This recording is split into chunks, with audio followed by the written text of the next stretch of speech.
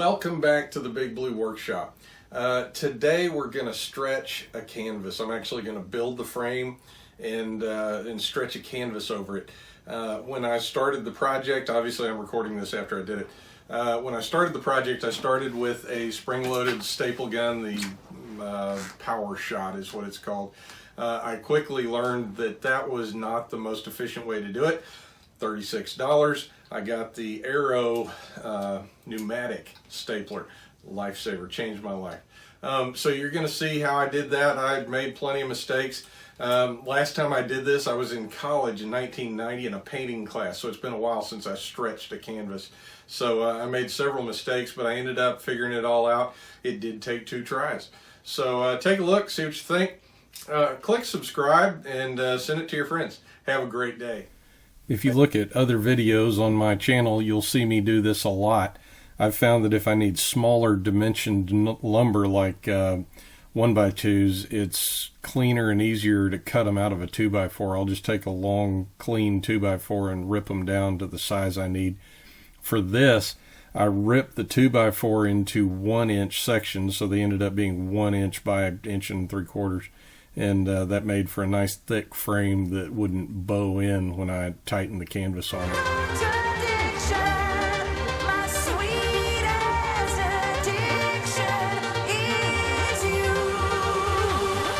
My original intent was to make the frame 1 inch thick, and I didn't pay attention when I was making my cuts on the miter saw. So as you can see here, I was cutting it to make the frame 1 3/4 inches thick. I therefore had to go back, make another frame, and cut everything the right dimensions.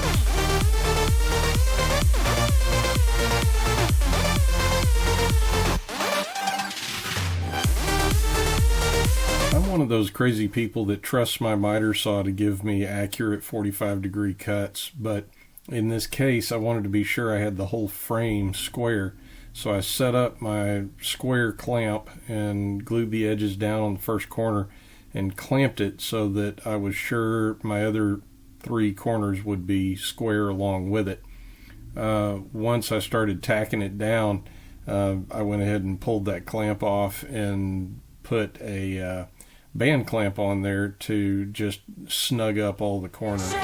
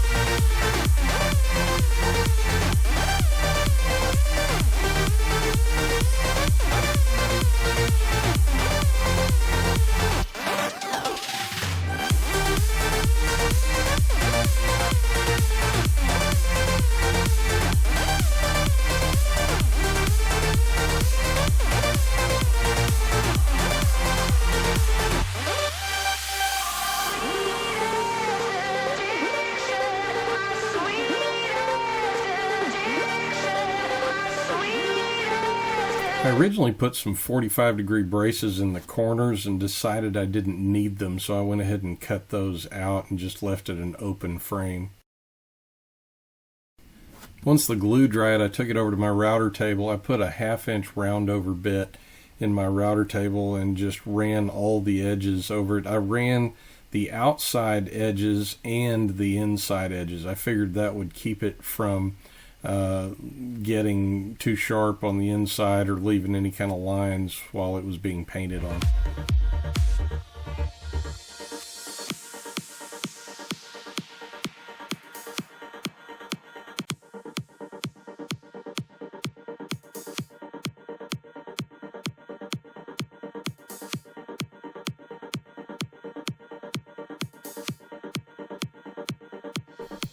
Closest place to get canvas was Hobby Lobby. I grabbed this. It was unprimed canvas for $89. It's a huge sheet, and I only used a little bit for this frame, but I know I'm going to be making more for my wife, so I went ahead and bit the bullet and bought the giant sheet.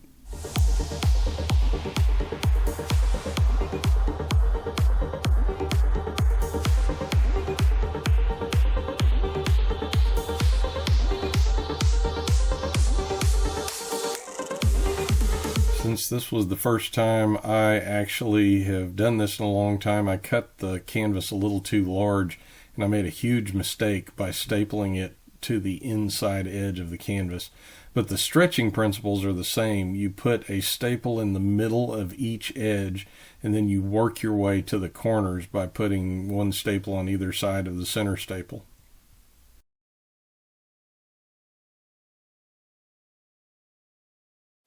After the first attempt, I realized it was time for the pneumatic stapler. This is a quick look at the right way to do this. I used the pneumatic stapler. I actually measured the edges out a little more precisely so I didn't have so much excess, and then I started stapling correctly.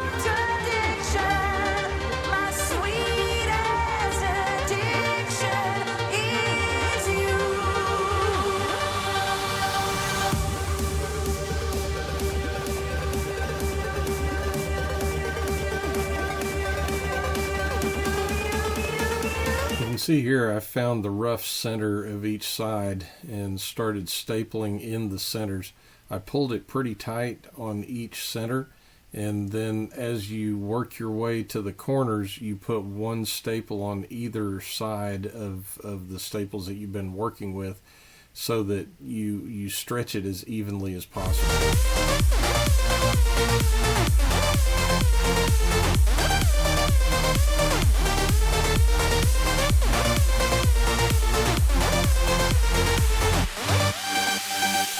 Can't tell you how much better it is working with that pneumatic stapler. It's just completely effortless.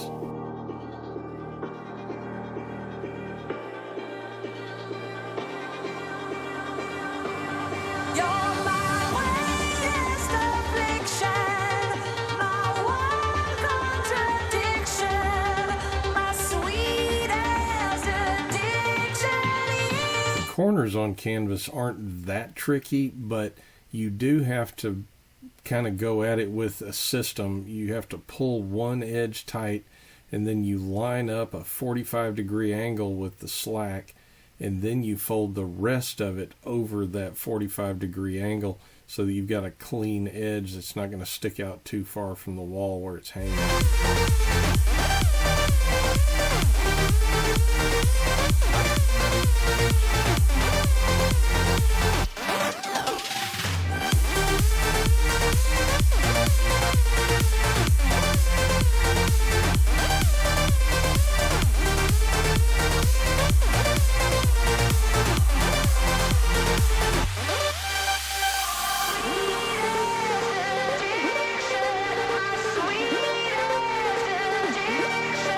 Most people use scissors to trim off their excess canvas. I've never seen anybody use a razor blade to do this, but it really worked well.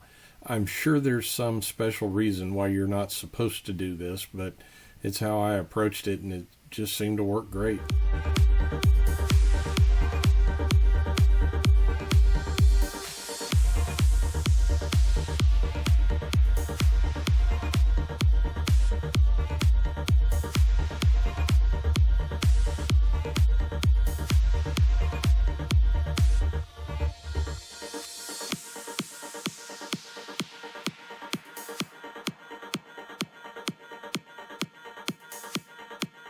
This is the finished product on one of the larger canvases I did, and you can just see how evenly those staples sink and how much cleaner the whole process looks.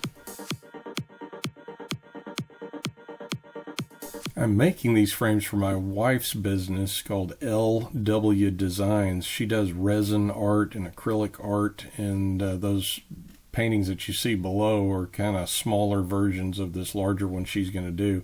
She's also going to do two of them that are 12 inches by 36 inches, so these are the canvases I did for those. So that's my version of a stretched canvas.